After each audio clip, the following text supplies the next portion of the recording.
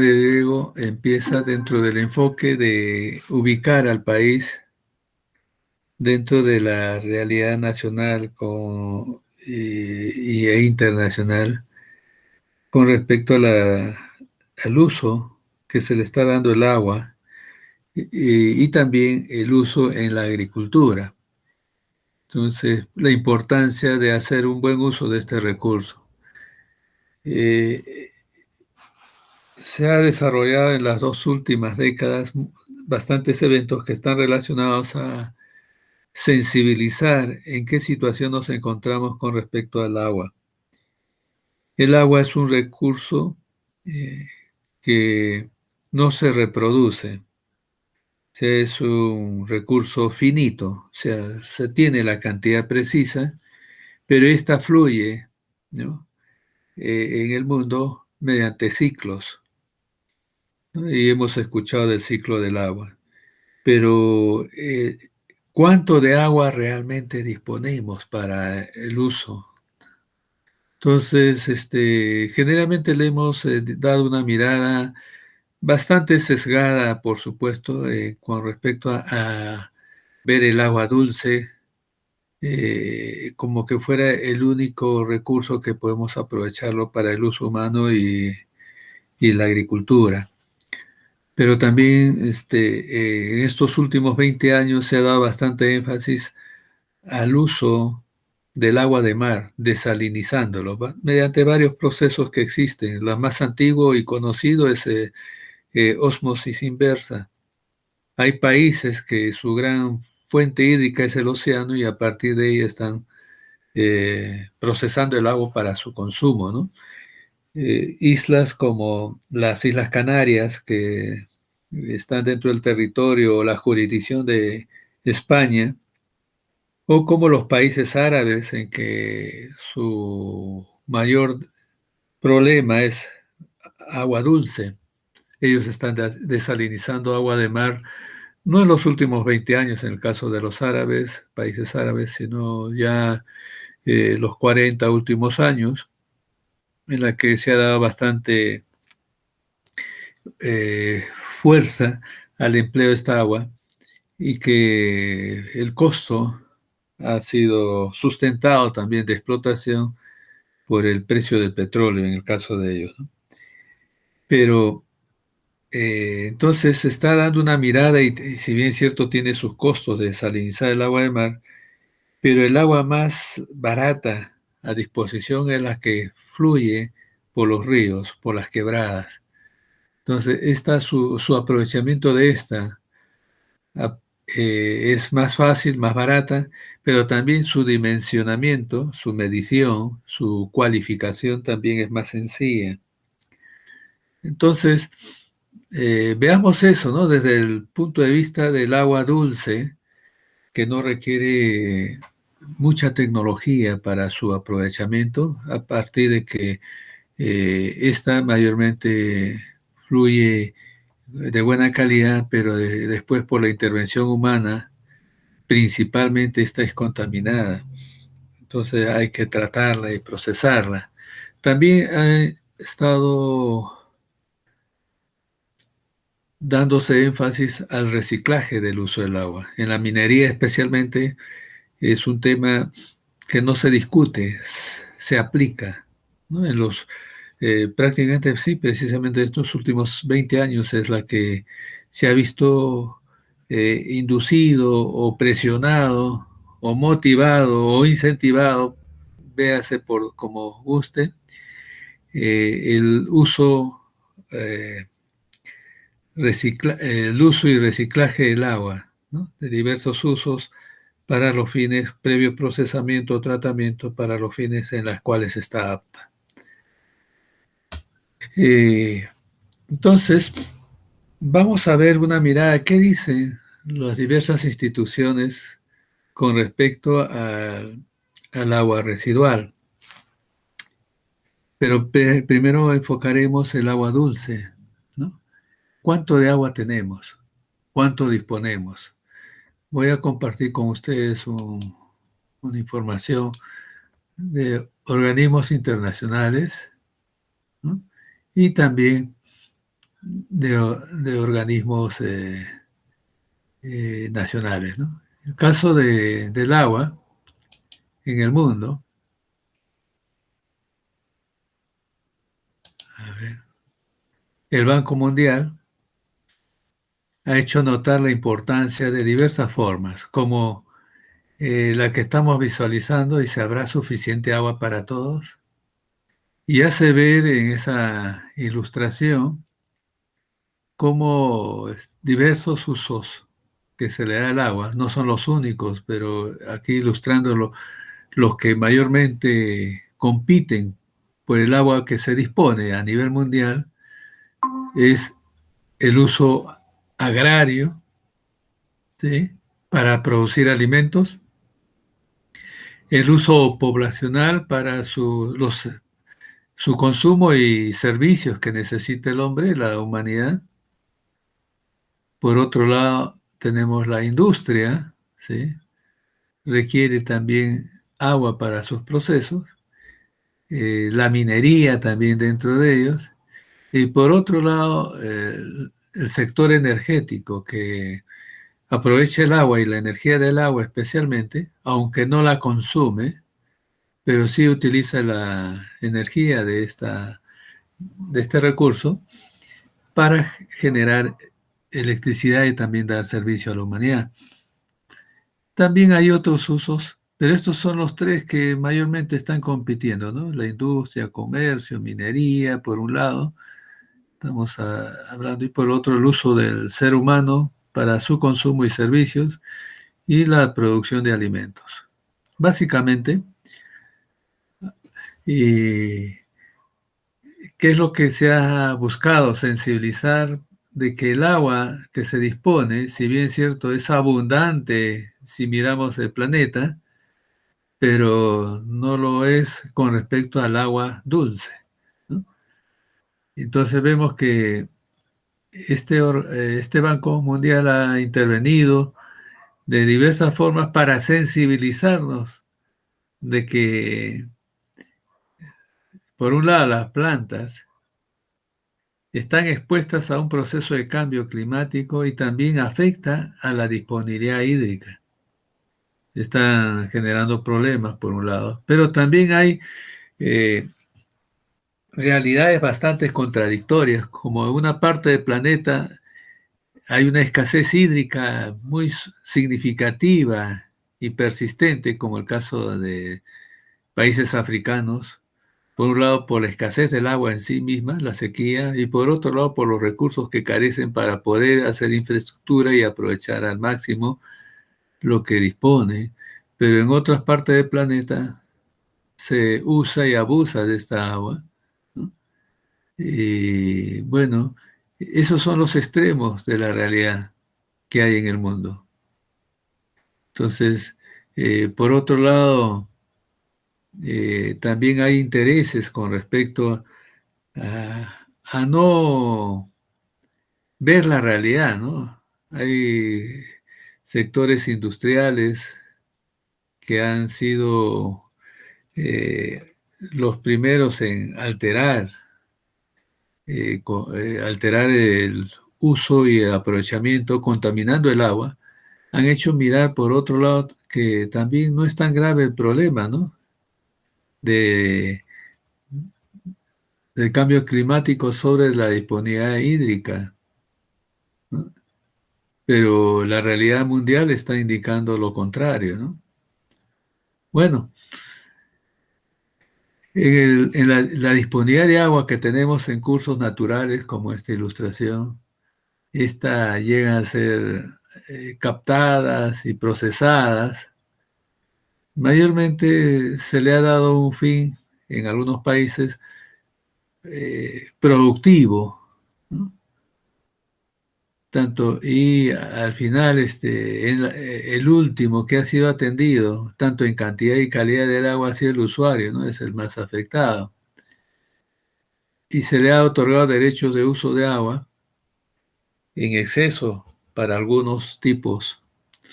Y están reclamando en algunos ámbitos que se revise esos derechos otorgados. Bueno, de aquí a unos cuantos años se espera que la mayor protesta que va a haber va a ser por el agua, ¿no? Escasez del agua. A tal punto que estiman que para el 2050, que está muy cerca, eh, prácticamente el agua va a tener que ser protegida, ¿no? Para ser distribuida en forma racional. Va a ser va a tener más valor que el oro mismo o cualquier otro metal preciado o otras o joyas, porque en realidad no habría vida ni humana, ni animal, ni vegetal, no habría vida en sí si es que no hubiera agua, ¿no? Entonces es más valioso. No, no, no esperemos esa situación que lo ilustra gráficamente el Banco Mundial para sensibilizar, ¿no? Algunos se escandalizan demasiado con la disponibilidad de agua para fines recreativos, cuando lo más serio estábamos viendo a nivel mundial para consumo humano, ¿no? Ahora, ¿cuánto de agua realmente se dispone? Bien, vamos a ver, perdón,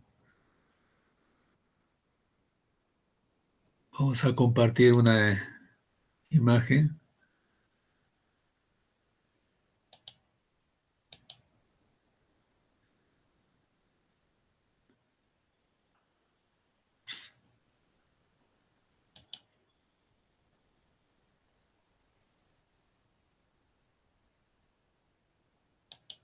Listo. Un material de exposición en la que se preparó con información eh, mundial y también la Autoridad Nacional del Agua eh, lo utiliza en diversas publicaciones. Tenemos ahí la situación hídrica mundial. El volumen de agua salada está en unidades volumétricas de kilómetros cúbicos de agua y estamos hablando prácticamente 1.338 millones de kilómetros cúbicos de agua, pero que es agua salada, que está en los océanos. Del total mundial que hay de agua, el 96.5% es agua en océanos. Pero también tenemos eh, un poco, casi el 1% de aguas subterráneas salina también, ¿no? Y tenemos lagos salinizados también, pero es una cantidad escasa. Prácticamente el 97.5% del agua mundial, de todo, el 97,5% es agua salada. El 2.5% es agua dulce. ¿Ya? Vean esa ilustración, solamente una partecita pequeña, pero esa cantidad de 2.5% de agua que dulce, ¿sí? Esa se distribuye, ¿no? En glaciares y también en aguas subterráneas dulces. Y también tenemos algunas fuentes perennes, ¿sí? Pero y figurativamente esta pequeña cantidad, esta esquinita, es agua dulce que se puede aprovechar.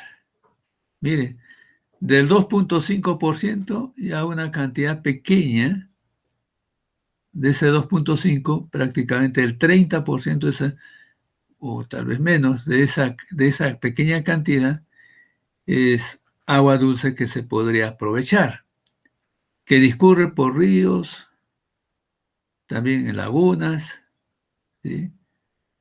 Y también se va hacia la atmósfera, lo aprovechan las plantas, se evapotranspiran y algunos contribuyen para la humedad del suelo, ¿no?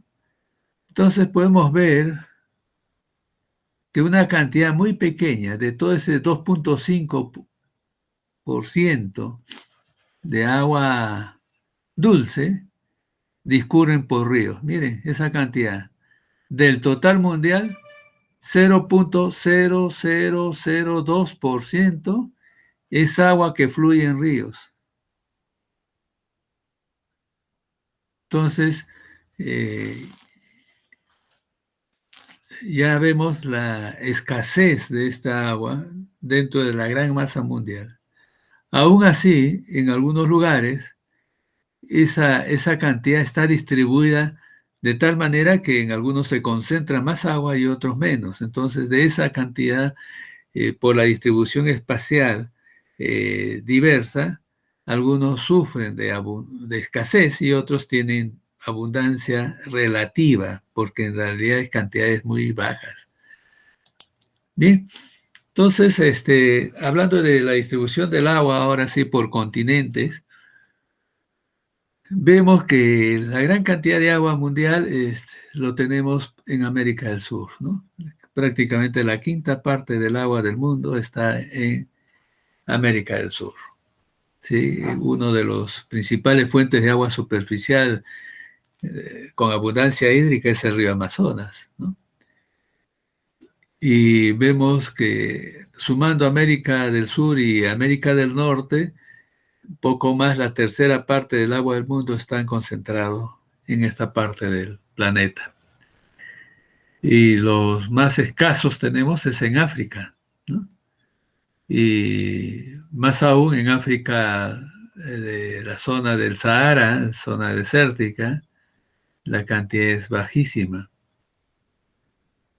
Y en Europa, y el 10% casi, la décima parte, como el caso de Australia y Oceanía, se concentra el agua en ese territorio, ¿no? Inclusive Asia. Tenemos los valores en esa medida casi similares. Asia, Australia, Oceanía, Europa, casi el 10% en cada uno de esos territorios. Aún así, estando en el continente, América del Sur, con abundancia hídrica, por decir, en nuestro territorio nacional tenemos lugares donde se evidencia escasez continua, ¿no?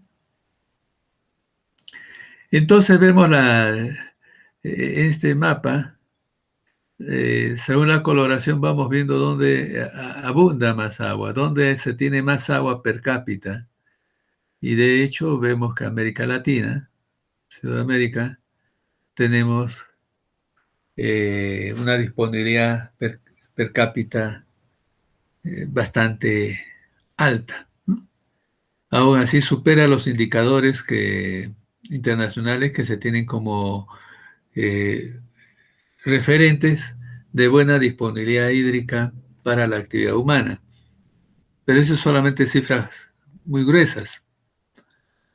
Bien, hablando de países que tienen mayor cantidad de agua, tenemos a Brasil primero, Rusia, Canadá y el Perú está en octavo lugar, porque del total mundial, casi menos del 2% del agua superficial está en el Perú, ¿no? Fluye en territorio peruano. Y,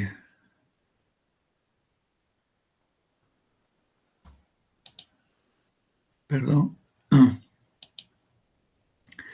vemos en el mapa, ustedes pueden visualizar eh, que de la vertiente, esta es la zona amarilla que vemos, que es de la vertiente que va hacia el Pacífico, eh, se tiene un poco más del 2% del agua disponible nacional en este territorio, un poquito más del 2%, pero se está asentando una población de cercano casi al 70% de la población nacional, donde hay menos agua y donde también la producción económica del país se da más en este territorio, ¿no?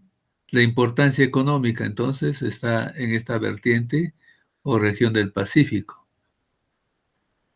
Y también haciendo una evaluación global en esta parte, se le da un uso efectivo del agua casi cercano al 50%.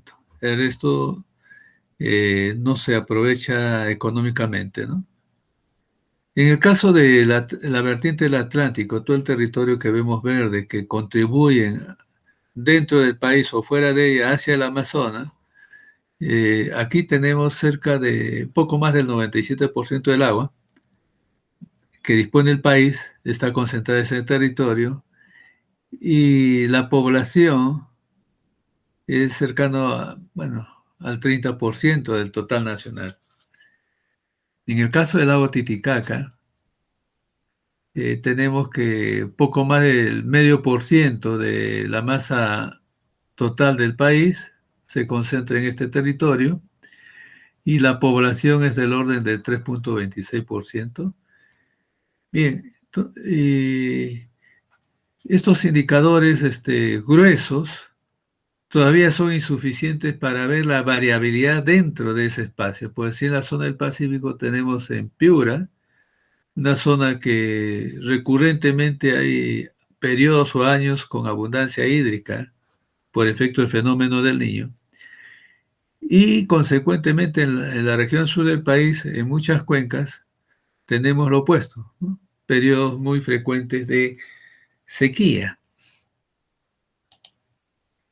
Entonces tenemos la cifra, cómo se distribuye el total anual y parte, estas ya son cifras más actualizadas de las que vimos la semana. Se ve, perdón, eventualmente se ve como información de la ANA, y esta fuente es la Autoridad Nacional del Agua. Se está copiando alguna información, pero aquí ya se le ve el uso, según el uso que tiene el agua superficial y el agua subterránea, ¿no? En forma anual. Y vamos a ver las cifras que hemos visto en el mapa se sustentan en que en la zona del Pacífico, hablando de agua total y la población que se dispone, eh, poco más de 2.000 metros cúbicos por habitante al año es lo que se puede aprovechar en la vertiente del Pacífico. Y en el Amazonas casi 200.000 eh, metros cúbicos habitante año. Esa es su realidad. Son 100 veces más de lo que hay en la vertiente del Pacífico, ¿no? Para que pueda ser aprovechada. Pero las limitaciones de infraestructura y las condiciones físicas no permiten aprovechar esta cantidad de agua de la vertiente del Amazonas.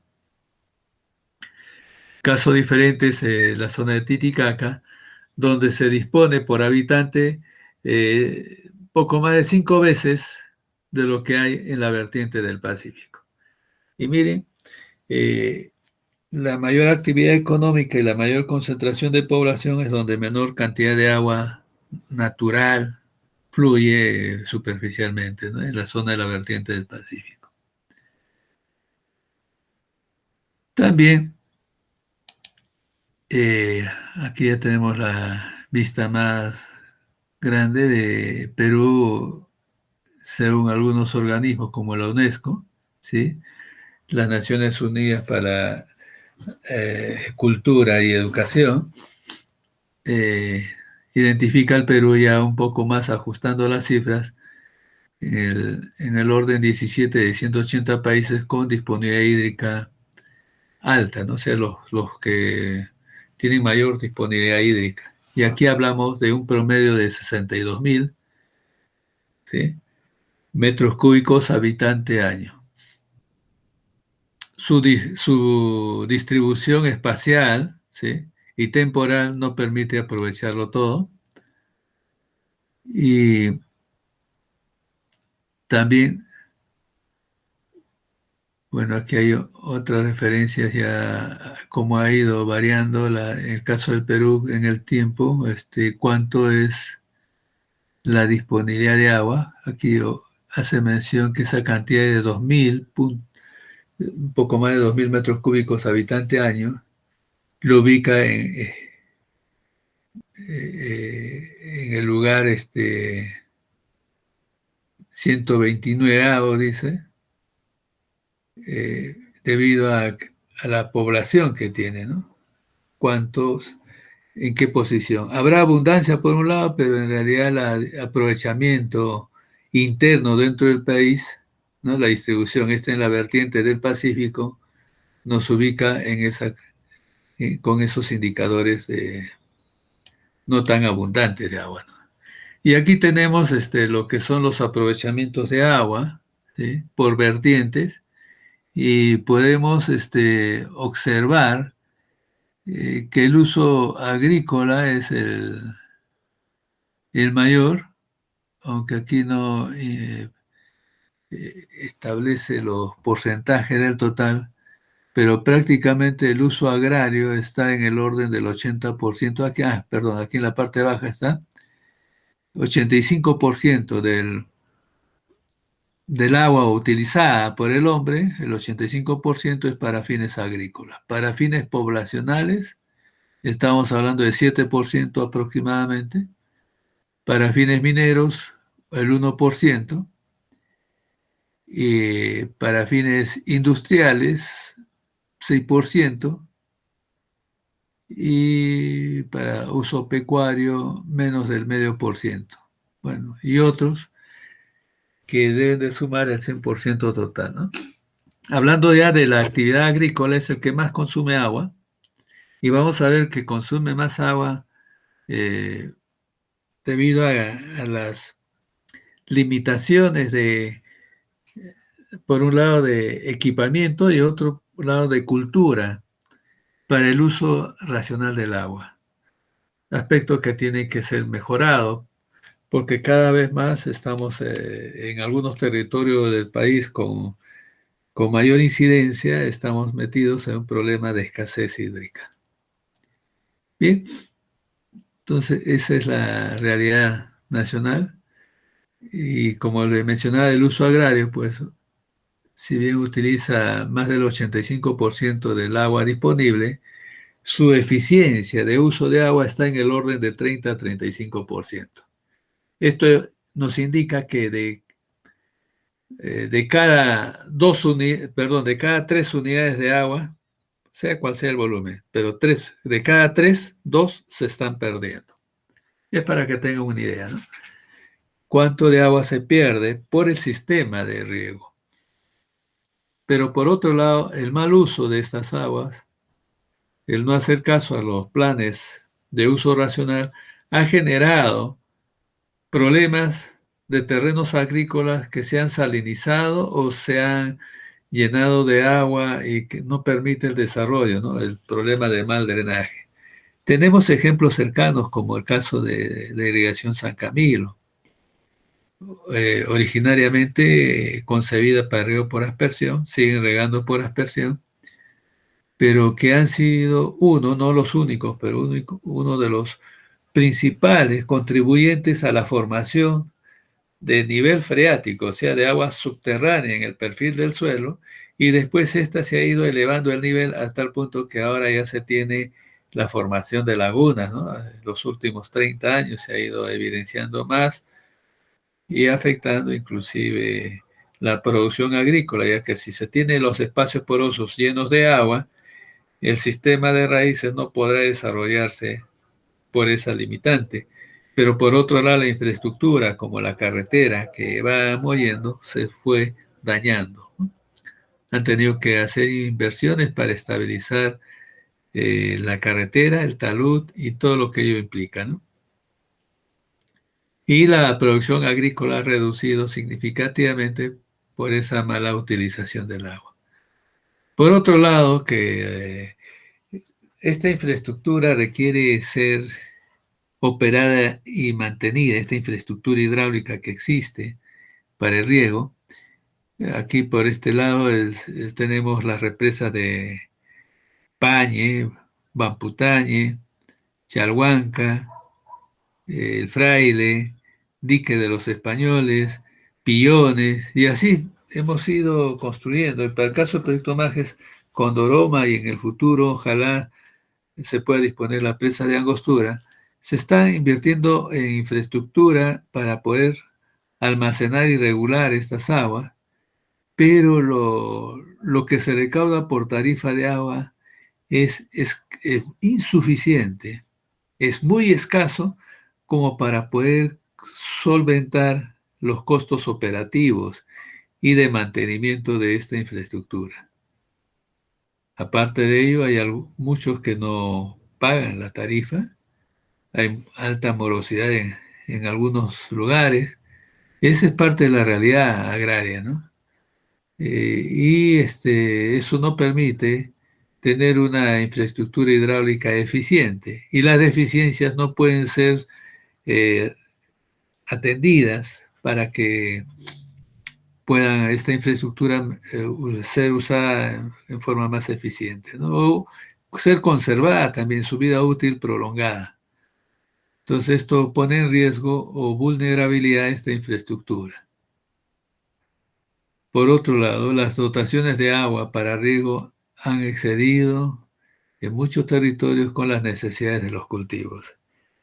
Es el caso de Majes, no está ajeno también. Su primera etapa ha contribuido al deslizamiento de las tierras próximas al valle, las laderas, y también la formación de un nivel freático que, aunque se tiene una capa bastante grande, con el tiempo ha, ha perdido estabilidad, especialmente en zonas de ladera, y como la irrigación está muy cercana y la infraestructura como los canales, aparte de la carretera y el canal principal que va a la zona del Alto, a la sección de la Pampa Baja, todo ello está muy próxima a esta zona de deslizamiento, poniendo en riesgo, ¿no? No solamente la producción, sino también la vida, porque lleva esa agua, se conduce para ser tratada y darle para el uso de la población.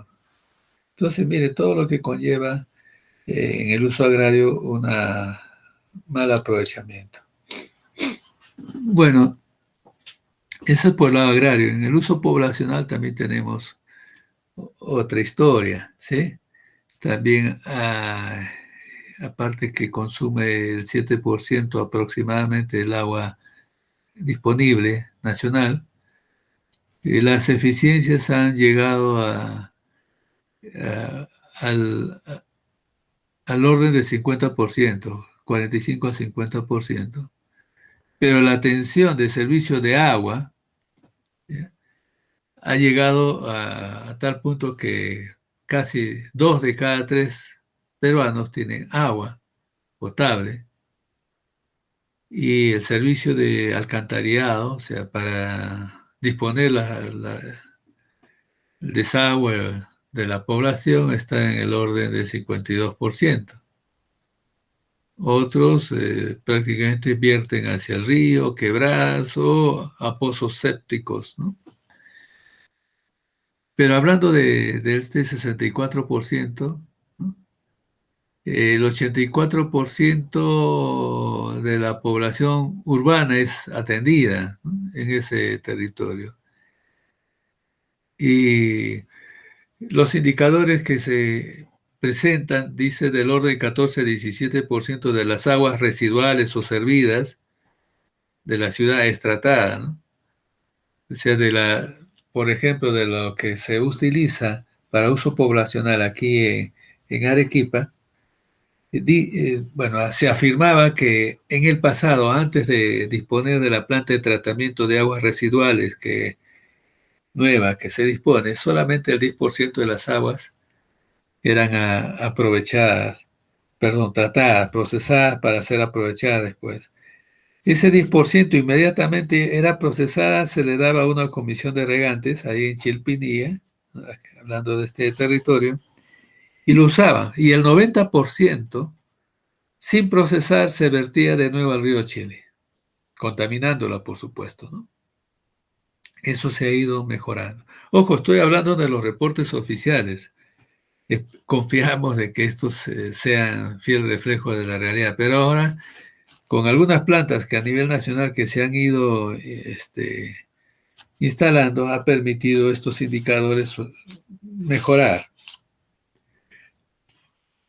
a tal punto que la Autoridad Nacional del Agua lleva un registro que del 14 al 17% de estas aguas servidas son tratadas antes de ser devueltas al mar o a los ríos. Bien, el caso de uso industrial, el 6% promedio nacional se utiliza para esos fines. La eficiencia es similar a la eficiencia de uso de agua poblacional. Más aún, gran parte de esto se sustenta en la red de agua potable, ¿no?, de la zona urbana. Si bien es cierto también, este tipo de uso requiere aguas de mejor calidad posible, ¿no? Pero también han estado utilizando esta agua de buena calidad para procesos que en verdad no se necesita agua potable. Y las industrias más contaminantes es la curtiembres, como el caso de Arequipa hemos tenido, textil también hemos tenido, pero por otras razones han ido cerrándose muchas industrias de este tipo.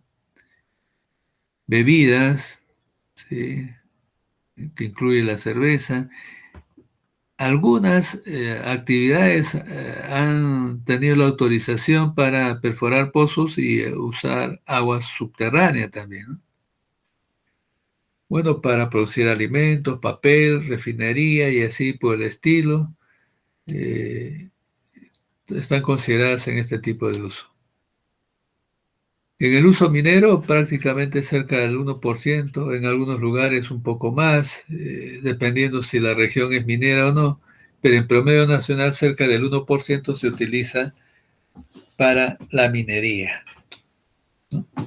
El gran problema de esta actividad es que ha generado pasivos ambientales de actividades mineras del pasado, ¿no?, que han causado el deterioro de la calidad de las aguas. Se han dejado zonas sin cuidar, sin proteger, y con el tiempo, por falta de mantenimiento y otros porque han estado expuestas, han sido más vulnerables, estos se han erosionado y han contribuido con la contaminación de los ríos, ¿no? Y también por esas razones, los mayores conflictos que se han dado por el uso del agua y su efecto ha sido con la minería, ¿no? Entonces, la mayoría de los problemas están relacionados con este sector económico.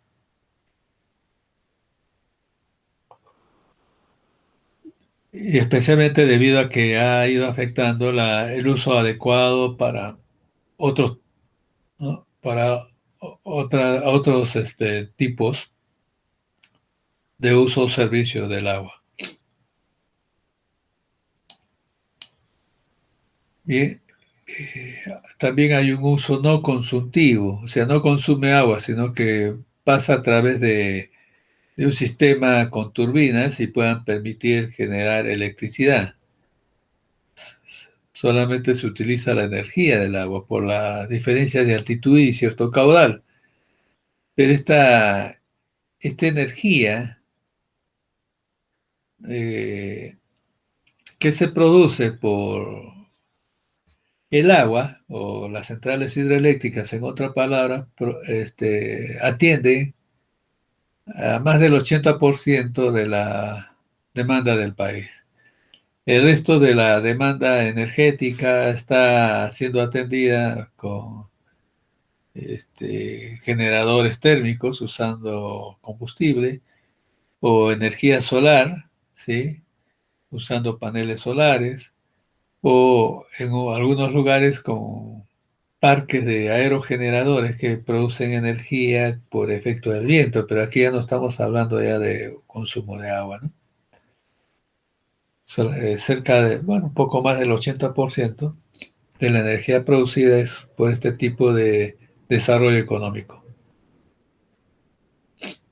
A nivel del Perú, eh, existen más de 1.000 ríos en 159 cuencas. Estamos hablando de nivel de ríos principales, ¿ya?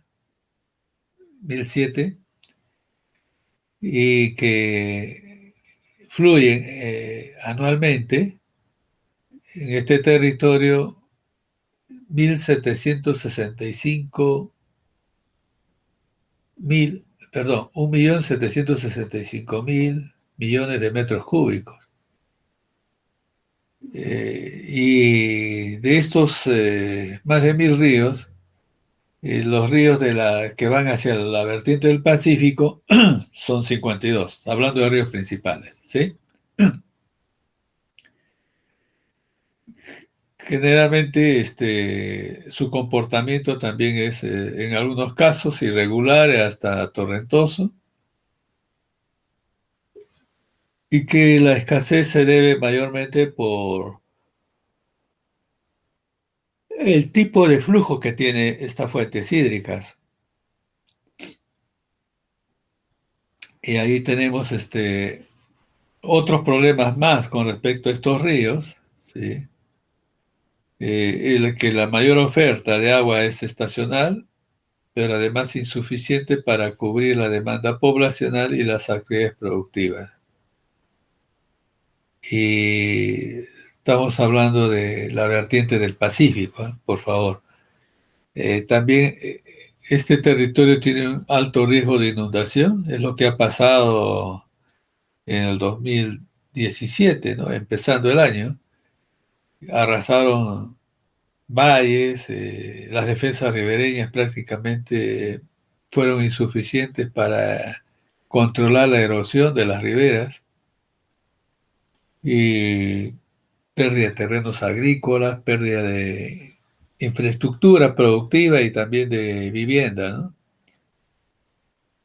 También se ha evidenciado que hay problemas de sedimentación en los cauces, y se invirtió para poder hacer limpieza de cauces y también darle ya la sección definida a los ríos para que no tengan problemas de erosión, justo donde están las zonas que más requieren protección, como la base de los puentes, las captaciones de agua, por ejemplo, ¿no?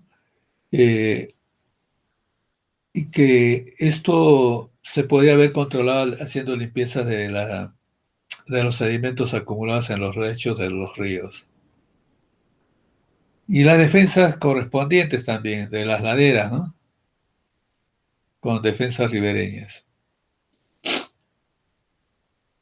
Ahora, en el caso de la vertiente del Atlántico, son ríos más caudalosos, con un régimen un poco más permanente, y que los problemas de contaminación cada vez son mayores, son crecientes y hasta insostenibles.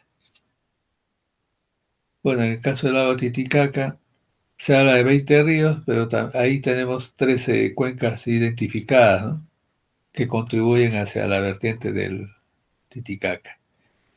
Pero se ha ido notando que la calidad de estas por contaminación de la explotación minera artesanal, ¿sí?, ilegal, estos se han ido contaminando, ¿no? Algunos ríos con más publicidad en el medio y otros en forma continua, sin menos publicidad, pero al final contaminándose, ¿no?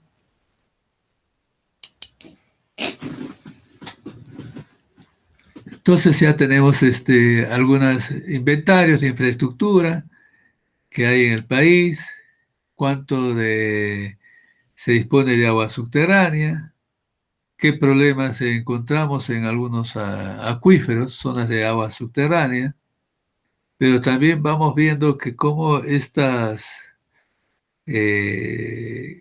fuentes, a partir de los glaciares, se han ido afectando, reduciéndose cada vez más la superficie con capa nival, ¿no?, de nieve, ¿sí? Y que estas, es cierto, han contribuido para satisfacer las demandas de agua en los valles, ¿no? Pero cada vez más, por efecto del cambio climático, cada vez más se ha ido reduciendo el área y el volumen de esta fuente hídrica de nevados, ¿no? Y prácticamente más del 40% se ha perdido en los últimos 40 años, ¿no? Casi, casi, si hablamos de un promedio, estamos hablando cercano al 1% anual. cada vez más intenso, es cierto, los deshielos por efecto de cambio climático, pero aún así tenemos escasa disponibilidad hídrica de agua dulce y que hay que cuidar al máximo todo ello, ¿no? Bueno, tenemos cuántas unidades hidrográficas hay en el país, ¿sí? Eh, Estas son las cifras ya oficiales con respecto a las unidades hidrográficas.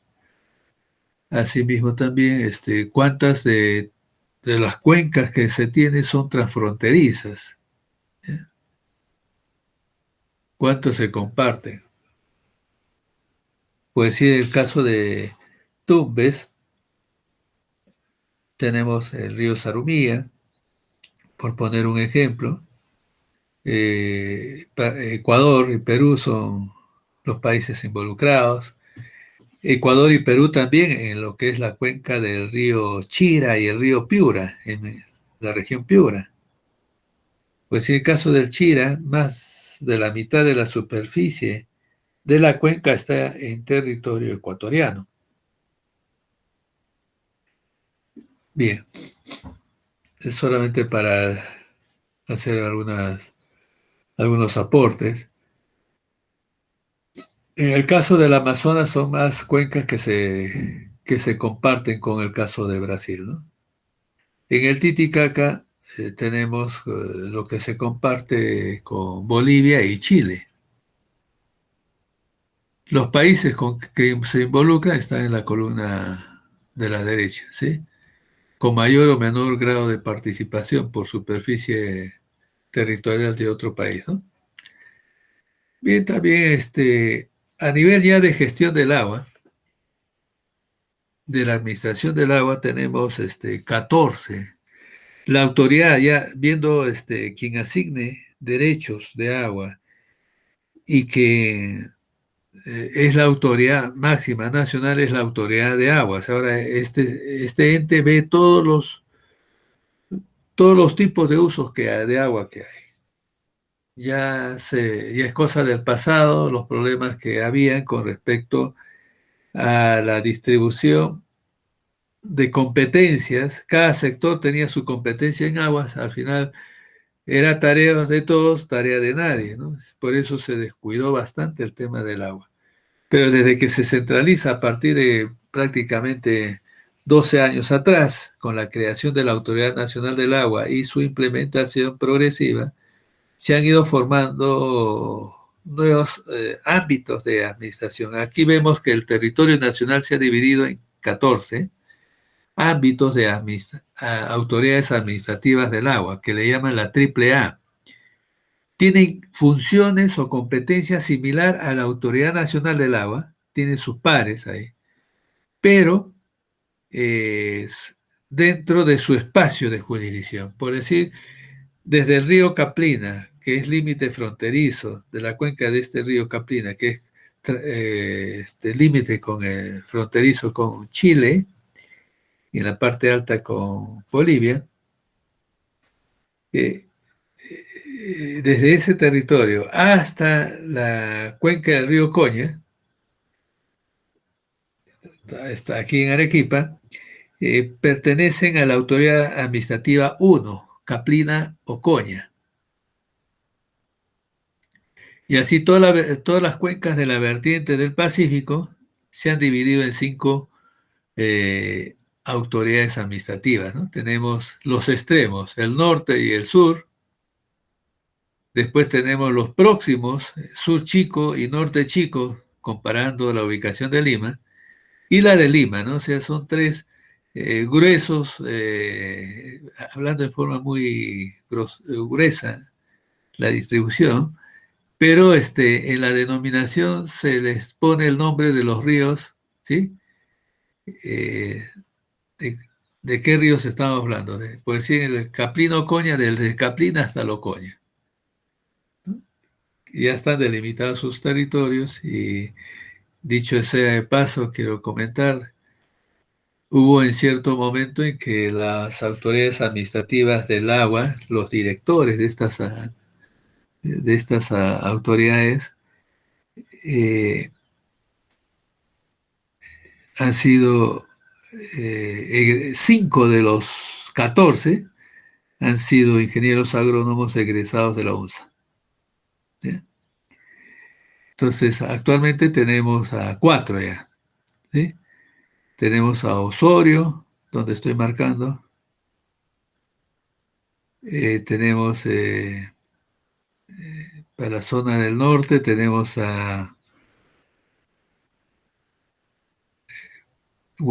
Pantaleón Huachani, Lao Titicaca, tenemos a otro egresado, ¿sí? Entonces tenemos y también a Miro Quesada, ¿no? Tenemos a 4 actualmente ingenieros agrónomos como directores a nivel nacional, ¿no? Entonces, es algo que debe motivarnos también a no ponernos trabas para poder desarrollar profesionalmente. Bueno, dentro de ese espacio se tienen grandes proyectos especiales. Algunos, la mayoría han sido transferidos a los gobiernos regionales, ¿sí? Algunas están todavía bajo la gestión del gobierno nacional, dentro del Ministerio de Desarrollo Agrario y Riego. También hay grandes infraestructuras con capacidad, vean, algo que tienen que notar, aunque no se vea a simple vista, así nomás hay que analizarla. Poechos está en Piura, recibe aguas del río Chira, la mitad, casi la mitad está en cuenca peruana y la otra mitad está, un poquito más de la mitad está en cuenca ecuatoriana, el río Catamayo. Miren, la capacidad de este embalse original era casi 900 millones.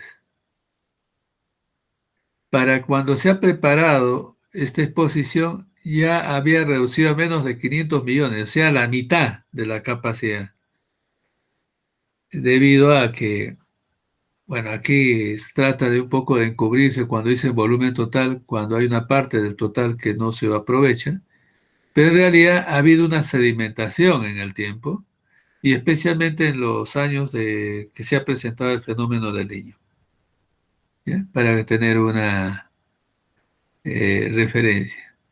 Pero hay algunas presas que están fuera del cauce. Este está dentro del cauce. Y su mayor problema ha sido la sedimentación y sigue siéndolo. En cambio, podemos tener otros lugares que no están en el cauce necesariamente. Se captan con una toma y se derivan hacia una zona donde se ha construido, o sea, alejada del cauce mismo del río. Por lo tanto, la operación de la toma de captación le da mayor o menor seguridad de vida útil, ¿no? Pues sí, si hay una entrada de río muy cargada en sedimentos, de hecho las compuertas se pueden cerrar y no ingresa esos materiales a la presa, ¿no? Porque está dispuesto a un costado, lateralmente, no está en el cauce del río, ¿no? Y eso le ha dado mayor vida a la infraestructura de embalses. Se tiene inventario de embalses, eso pueden consultarlo en la ANA fácilmente. Grandes presas y medianas presas tienen su inventario. Y bueno, eh, como estamos viendo su uso dentro de la agricultura, también a nivel de costa, sierra y selva, las regiones naturales eh, difieren con respecto a una altitud media, pero fundamentalmente el clima es bastante variable, ¿sí? La precipitación en la costa es bajísima, casi nula, pero en la sierra y selva, la sierra es mayor que en la costa, pero en la selva es 5 o 6 o hasta 8 veces mayor, dependiendo de su ubicación, ¿no? Con respecto a la latitud.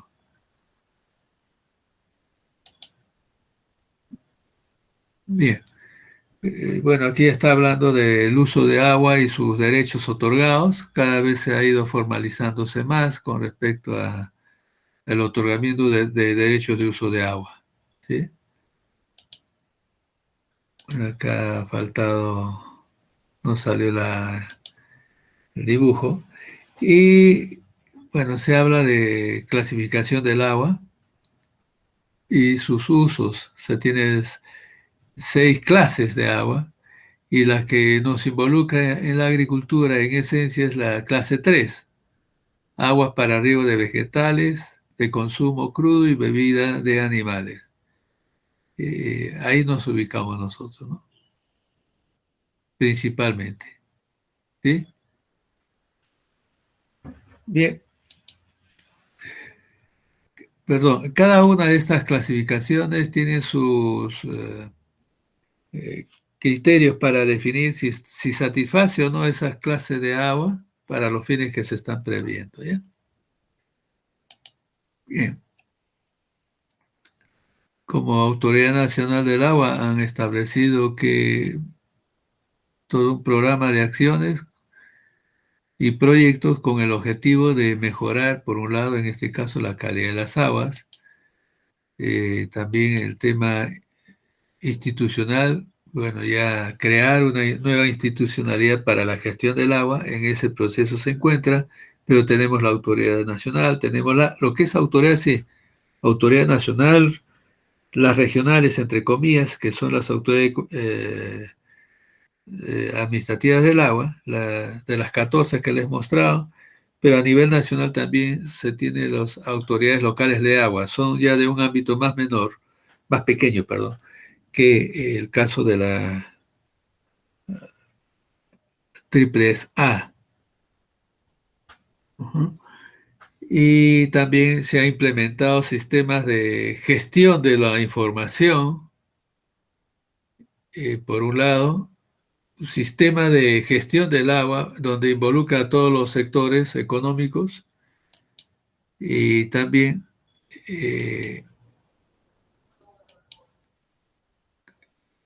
cómo está esta nueva institucionalidad ha ido cambiando en el tiempo. Tenemos 5 direcciones dentro de esta autoridad del agua, pero estas han ido cambiando en el tiempo, que se creó en el 2009, 2008, 2009, este, 2008, 2009 se creó, pero se fue continuamente renovando y estructurándose cada vez mejor, ¿no? De acuerdo a cómo iban evaluando continuamente la gestión del agua mediante este sistema. Sí, a nivel de cuencas también se han creado consejos de cuenca. Aquí tenemos el Consejo de Recursos Hídricos de Cuenca Chile, Quilca-Chile, en la que está presidida por el gobierno regional, ¿sí? Por, en este caso, gobierno regional de Arequipa, preside el Consejo de Recursos Hídricos de Cuenca Quilca-Chile.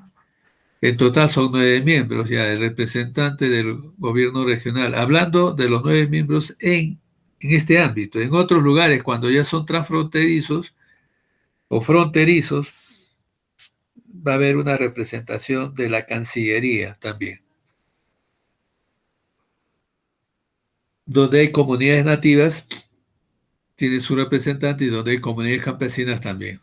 Y si hay ambas, ambas tienen que estar integrando el consejo. Bien, entre los usuarios de agua tenemos los usuarios agrarios y los no agrarios, grandes grupos.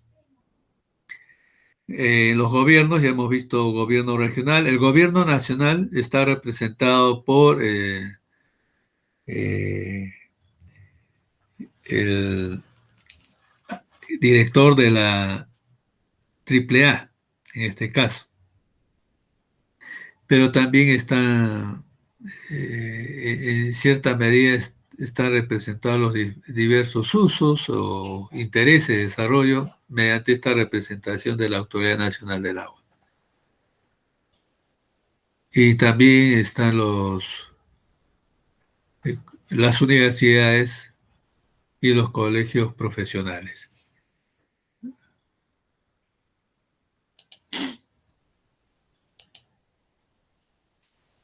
Sí, también se creó el Tribunal Nacional de Controversias Hídricas, máxima instancia sobre eh, administrativa para decidir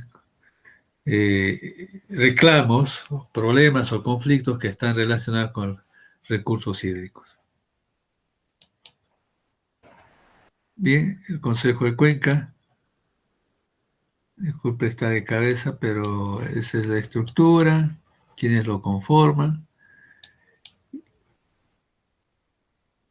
Bueno, hay ciertos lugares donde hay la preocupación de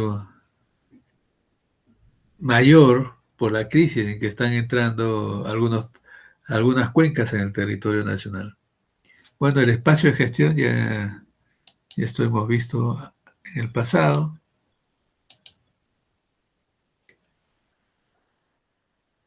Voy a dejar de aprovechar esta información ahora. ¿Cómo nos encontramos en una situación así media? El caso de Arequipa. O vamos a hablar de una cuenca o una zona hipotética, porque no solamente vamos a ver la realidad de Arequipa nomás. Entonces, ustedes ven aquí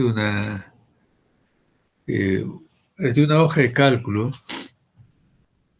pero que ha permitido ilustrar desde diversos enfoques, aquí el tema de la situación del riego en el país.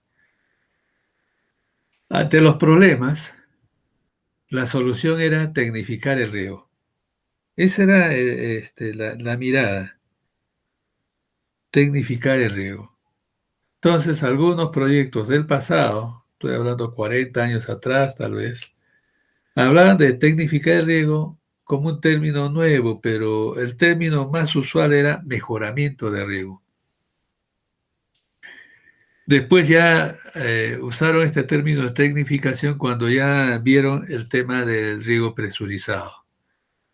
Y se malentendió al hablar de tecnificar el riego con uso de riego presurizado, aunque sirve como herramientas nuevos sistemas de riego, estamos hablando de forma relativa nuevos, porque también se puede tecnificar el riego por gravedad. Y se usaba en el pasado la tecnificación de riego por gravedad, pero se ha ido dejando un poco de lado. Entonces, cuando se habla de tecnificación, mayormente se ha estado hablando de, de, de aspectos relacionados con riego presurizado, como mencionaba. Entonces yo le pongo el título tecnificación, pero en el pasado era mejoramiento. Bien, como uno de los grandes indicadores, no es el único, pero uno de los grandes indicadores de la tecnificación y que tanto estamos avanzando es cuánto de eficiencia tenemos en el sistema. ¿Ya? La eficiencia y los principales valores que tomamos en cuenta para eficiencia son la eficiencia de conducción, y voy a poner un fondo, a ver, más clarito. Ahí están los indicadores de eficiencia de conducción, la eficiencia de distribución y la eficiencia de aplicación.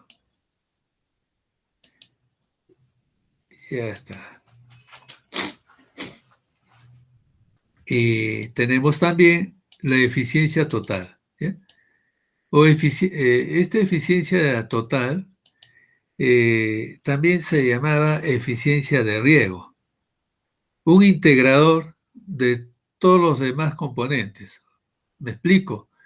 La conducción, la distribución y la aplicación, eh, todos son componentes del total, pero al total le llamamos eficiencia de riego, todo lo que implica, ¿no? La infraestructura desde la captación del agua hasta su aplicación en el terreno con cultivo, ¿no? Entonces, Si bien es cierto, ustedes ven valores aquí, son valores, están en unidades porcentuales, ¿no? El formato es porcentual, se le ha puesto.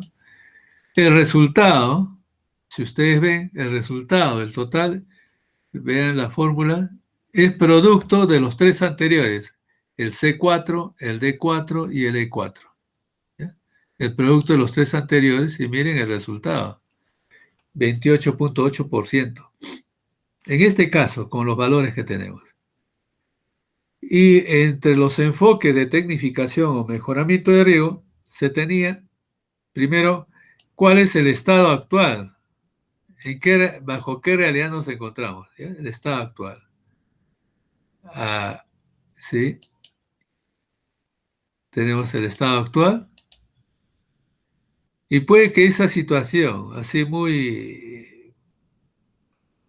gruesa de dar, ¿no? De conducción, 80% de eficiencia, implica que en el canal de conducción, desde la captación de agua hasta su entrega a los ramales de distribución de agua, en ese tramo se pierde 20% de agua, sea por robo de agua, por filtraciones, por evaporación, por infiltración, qué sé yo, todo, pero en el tramo que el agua es conducida desde la captación hasta antes que se distribuyan a los laterales de riego.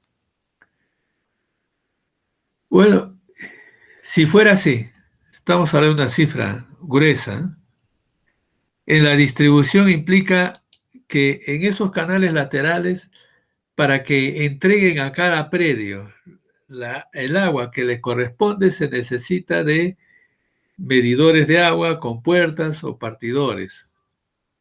Entonces, en la medida que estas, y también reservorios de regulación o de distribución, en la medida que estas puedan entregar la cantidad que le corresponde a cada usuario, muy bien.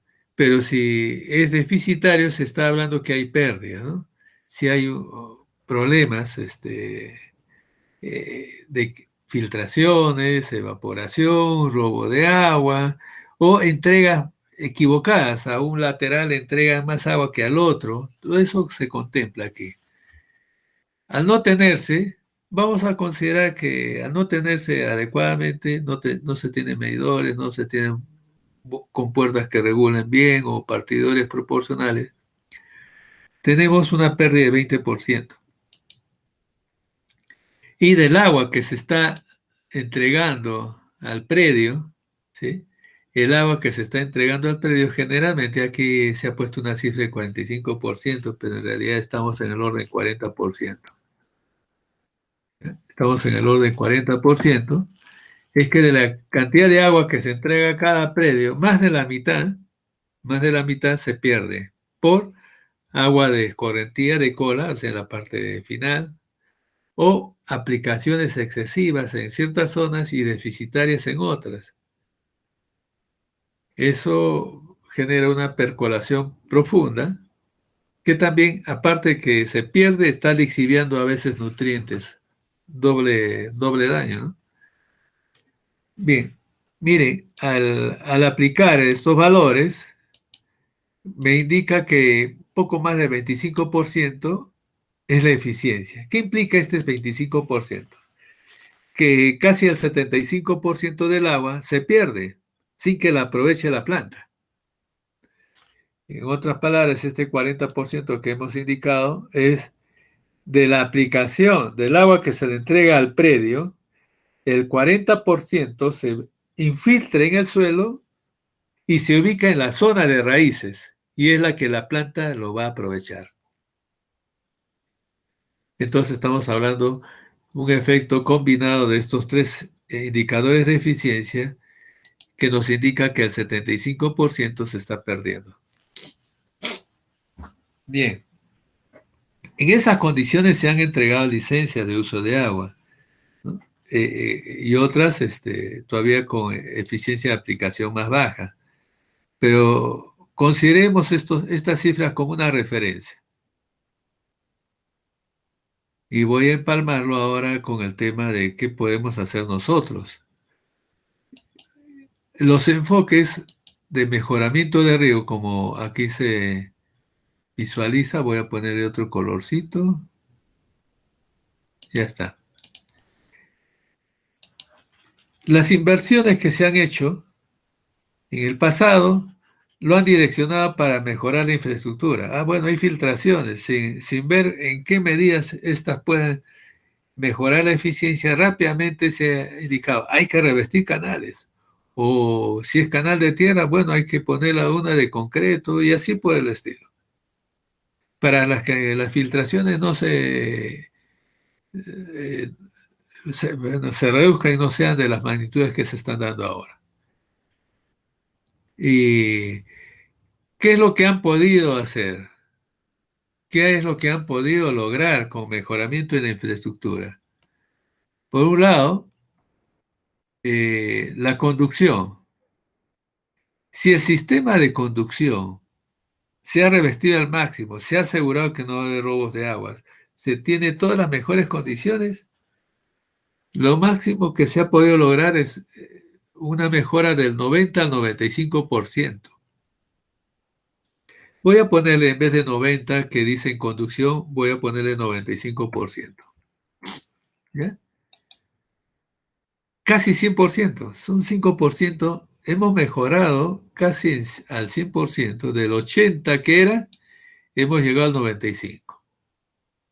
Para que tengan una idea, en el río presurizado, los sistemas de medición de caudal, los sistemas de control de fábrica, en el mejor de los casos, tiene una uniformidad, un coeficiente de variabilidad del orden del 2%. O sea, una performance del 98%.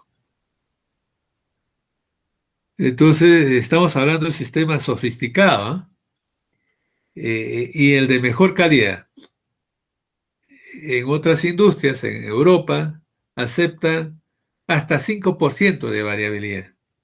Bueno, ya es demasiado flexible en algunos países, pero Israel, como referente, busca que la coeficiente de variabilidad de su producción no supere el 2%. Si fuera menor, mejor.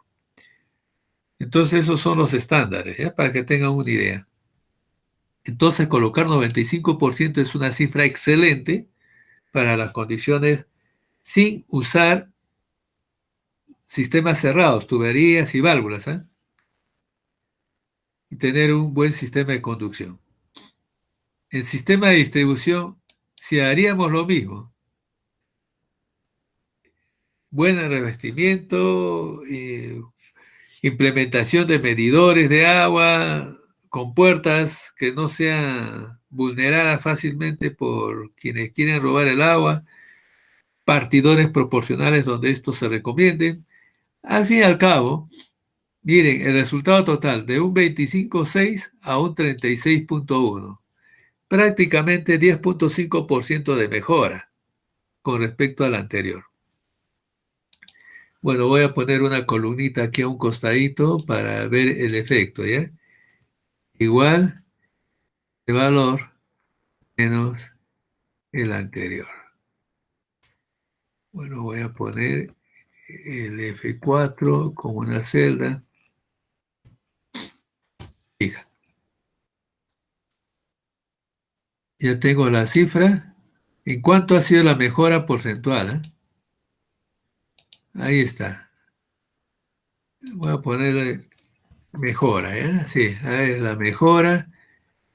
10,5 de llevar de la situación actual al mejorar solamente infraestructura. Tenía su atractivo porque al hacer esto, este, se puede poner una placa y poner su nombre, que esto se hizo gracias a fulano, sutano, mengano. O sea, tiene un atractivo político para quienes se mueven por ese lado, ¿no? Y dejar una evidencia que uno lo ha hecho, y eso son a nivel de directivos también, ¿no? Es decir, yo hice esto y ahí está, la placa que indica que en mi gestión se hizo. Pero, ¿qué pasa? Voy a hablar control C, voy a copiar ¿Qué pasa si, a ver, por ahora no copio todavía, se ha invertido todo en infraestructura, en la aplicación, o sea, lo que ocurre dentro del predio para aplicar mejor el agua, que más responde a enseñarle, a darle capacidad al agricultor, a decir cuánto tiempo debe aplicar el agua, según su propia realidad, y cada cuánto tiempo, o sea, con qué frecuencia y cuánto tiempo tiene que aplicar el agua en el terreno. Entonces, y manejar ciertas características de suelo, de clima, ¿no? Para la programación de riego, es clave. ¿Ya? Vamos a ver, no se ha tocado nada, porque se ha dado énfasis al mejorar la infraestructura, nada con personas. Pero podemos ir al otro, ¿cómo dice? Al otro lado, al otro extremo, que se invierta nada en infraestructura, solamente en capacitación y buenas prácticas. Le voy a poner aquí otro colorcito. Ya está. Solamente capacitar. Miren, la infraestructura, los valores de eficiencia se mantienen, como lo de la situación actual, pero en caso de la aplicación ha aumentado. ¿Ya? Antes se perdía 60%, ¿sí? Y se han planteado de ese 60% recuperar la tercera parte, el 20%. Si se recuperara el 20% con capacitación y buenas prácticas, ya la eficiencia sería el 60%, un poquito mayor a la mitad, ¿no? Del agua bien aplicada. Entonces, sí, eso se puede lograr, claro, es una primera etapa, una fase uno. Podemos llegar a una fase 2 al decir del total de pérdida de agua, que era el 60% originalmente, recupere la mitad, o sea, el 30%. De 40 más 30 sería el 70%. Entendiéndose que la aplicación para recuperar más requeriría ya cierta implementación adicional. Ya no se puede atender solamente con buenas prácticas, sino cierta mejora, ¿no? De condiciones para aplicar mejor el agua ya dentro del fondo del predio. Y miren los resultados, ¿eh? Los resultados me indican, ahora sí voy a copiar, control C, costado, control V. La capacitación, si se da en buena medida, puede superar en resultados esta mejora con respecto a la situación original, puede mejorar en resultados que lo que significa la inversión en canales, en revestimiento y todo ello. Se logra más. Entonces, esto nos enseña algo importante. Podemos lograr igualar o superar las mejoras que puedan tenerse debido al revestimiento de canales solamente con capacitación. La diferencia está que los canales o mejoras en infraestructura se pueden ejecutar en corto plazo y se logra. En cambio, los resultados de la capacitación toman más tiempo porque se trabajan con recursos humanos, ¿no? Entonces se confía no en una condición que se pueda hacer de forma rápida, sino que es todo un proceso que requiere su inicio y su maduración. De repente tome pues más tiempo, pero es más sostenible, ¿sí? Si esto continuamente se va dando para las nuevas generaciones, se va asegurando su sostenibilidad. Y casi se duplicaría, mire, casi lleva a 20% con respecto al 10% de la infraestructura, si es que mejoro aún más en capacitación para que se recupere hasta el 70% del agua, o sea, se aproveche el 70% del agua que se aplica. solamente se tenga un 30%. Esto estoy hablando de riego por gravedad, no estoy hablando de riego presurizado. Ahora, ¿qué pasa si los dos enfoques, tanto no opuestos, sino diferentes, ahora yo mejoro la infraestructura y también doy capacitación, aquí está colocando, mejoramiento de infraestructura más capacitación. ¿Ya? Capacitación, en este caso F2, ¿no? F2, ya está, fase 2. Aquí sería 95% de la conducción, en la distribución 95%, o sea, el ideal, hasta dónde podemos llegar, y en la aplicación al 70%. Con eso podríamos llegar a una eficiencia, miren, más del 60%, si es que todo se hace bien. Imaginémonos que la capacitación tiene sus complicaciones, no llegáramos al 70%, sino a la primera fase, 1. Entonces yo, bueno, voy a poner acá F1, capacitación F1, si ha llegado hasta ahí. Vean, hemos superado más del 50%. Ahora, en el pasado, bueno, vamos a ver el efecto, ¿ya? Control C, Control V, voy a copiar, ya está. El efecto, miren, casi un poco más llegamos al triple, ¿no?, de lo que se lograría con solamente infraestructura. O sea, tiene un efecto multiplicador integrando mejoramiento de infraestructura más capacitación para buenas prácticas de riego. Tiene un efecto multiplicador, no es suma,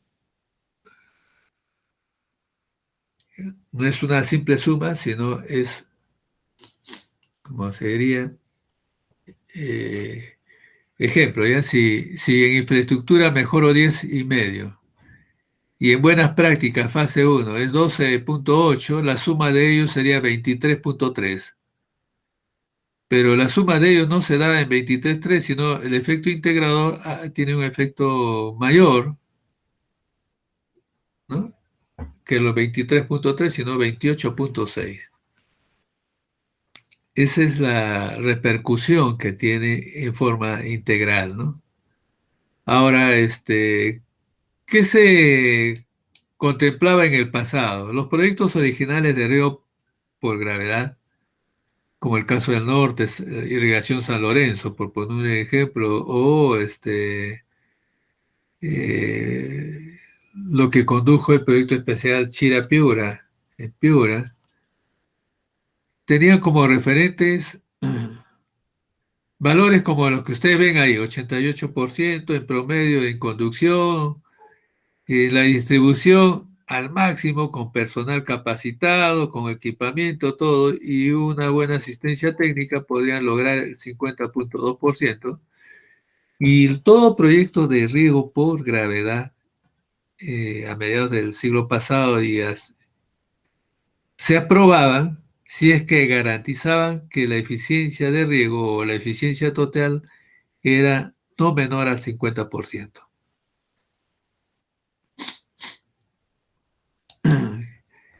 Eh, Veamos cifras gruesas, ¿ya? De 10.000 metros cúbicos que se apliquen a una hectárea, en el primer caso, a esa hectárea regando así como está, sin ninguna intervención, de los 10.000 metros cúbicos, 7.500 se perdían y 2.500 aprovechaba la planta. Ya eso para que tengan una idea. Pero si la eficiencia aumenta al 50%, para asegurar de que necesita 2.500, ya no necesitaría 10.000 metros cúbicos, necesitaría la mitad, 5.000. 5.000 metros cúbicos, como la mitad se pierde, me quedo con 2.500 y 2.500 es la cantidad que se está dando al cultivo.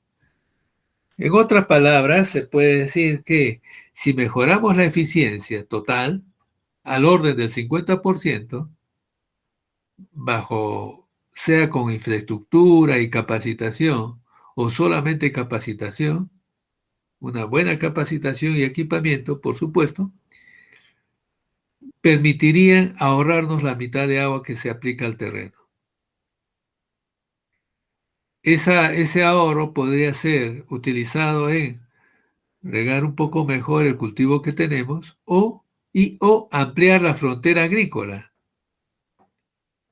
En otras palabras, se podría duplicar porque de los 10.000, 5.000 utilizo para ampliación de frontera agrícola y 5.000 para mi riego convencional. Ese es la disponibilidad actual, el área bajo riego, siempre y cuando haya zonas donde ampliar la frontera agrícola. Siempre vamos a encontrar algún lugar o con ese uso eficiente podríamos lograr mejores cosechas también, mejores rendimientos y calidad, lo cual contribuiría a la seguridad alimentaria. Y con río presurizado, su efecto, miren, claro, ya la conducción no sería canales sino tuberías, llegaríamos al 98% con los dispositivos actuales. La distribución del agua lograría estas eficiencias, miren, son los ideales, y la aplicación del agua podría lograrse a un 75% en aspersión y no menos del 90% en goteo, porque si no, no se aprueba el proyecto, y estaríamos llegando a tener mejoras en la eficiencia, en las magnitudes que ustedes pueden verlo, ¿no? Voy a copiar ahora los valores de mejoras con respecto al proyecto o las condiciones del terreno actual. Miren, en eficiencia las mejoras son las que ustedes visualizan, más de 5 veces con respecto a las buenas prácticas, fase 1, o el triple con respecto a la capacitación plena, o el doble con respecto al mejoramiento de la infraestructura y capacitación. Se podía lograr con goteo. Por otro lado, este cuadrito, ya para terminar, menciona algo importante. He cambiado las cifras, he usado para riego por aspersión y goteo cifras diferentes. Aquí en la parte de la nota, al pie, indica qué es lo que he considerado. Dice, para referenciar que una hectárea de cultivo requiere en promedio 3.000 metros cúbicos hectárea por gravedad. O sea, si hay una mejora del riego, ya no estaría dando 2.500, sino que mi cultivo ya transpiraría mejor porque produce mejor, tiene mejor follaje y al tener mayor área foliar transpira más. Entonces estoy considerando que como consumo neto es 3.000 metros cúbicos por hectárea en gravedad. En aspersión pongo que es 3.500, o sea, transpira más, requiere más. ¿Por qué? Claro, con aspersor hay mejor follaje, mejor desarrollo que en gravedad y por lo tanto la planta al tener mejor área foliar va a transpirar más y va a requerir más agua. Y en el mismo sentido el río por goteo. Río por goteo, al tener mucha mejor área foliar que lo que es aspersión, y desarrolla y tiene mayor cantidad de rendimiento, esto se va a transmitir a que requiere más agua, tanto para evapotranspirar como para el agua de constitución. Fundamentalmente para el agua de evapotranspirado. Entonces, al poner estos indicadores, ya tengo la demanda bruta, ya la demanda bruta en cada caso. Y miren, de la situación actual que estaría de repente más de 11.000 metros cúbicos hectárea por campaña, estaría bajando a casi la mitad, ¿no? Vean, aspersión y goteo. Y aquí vemos que goteo necesita más que en aspersión para el cultivo. No estoy hablando por sistema de riego, sino que el cultivo va a transpirar más porque va a tener mejor área foliar que lo que sería en aspersión. En aspersión se estaría regando terrenos o superficie de terrenos que no están siendo aprovechadas por la planta, ¿sí? Entre hilera e hilera hay una distancia. Pero en caso de riego por goteo solamente se aplica para la planta y hay mejor aprovechamiento. Por lo tanto, aquí hablo de consumo de agua, más no digo los niveles de rendimiento. Los niveles de rendimiento en goteo van a ser 2, 3, 4, 5 veces más de lo que lograría en aspersión, dependiendo de qué cultivos se esté hablando. O mucho más con respecto a alguna situación sin intervención, dejar que las cosas continúen como están. Miren, al final, comparado como que fuera el 100% de la condición de origen, podemos tener que se va a requerir menos de la mitad para manejar, ya sea en riego por gravedad o aspersión o goteo. Vamos a lograr unos niveles altos y por lo tanto asegurar la ampliación de la frontera agrícola, porque ya no se va a requerir el 100%, sino menos del 50%. Eso es lo que quería mostrarles, jóvenes. Bueno, los que están ahorita conectados, estaban dos, ¿sí? Gualberto y Edgar. Bueno, mi compromiso de dictar clase lo estoy haciendo. Lo que me preocupa, como les dije, que habían 5 matriculados nada más en este curso. Está en riesgo la continuidad de este curso. Bueno, tengo que ser bastante sincero, ¿no? Por mí, quisiera enseñarles. Ojalá que las autoridades me dejen hacerlo, sin las restricciones de años pasados, ¿no? Bueno, de todas maneras, tenga buen día. Nos vemos más tarde, ¿sí? Gracias, ingeniero. Hasta luego. Gracias. Hasta luego, ingeniero. Ya nos vemos, Edgar. Chao, Alberto. Ya.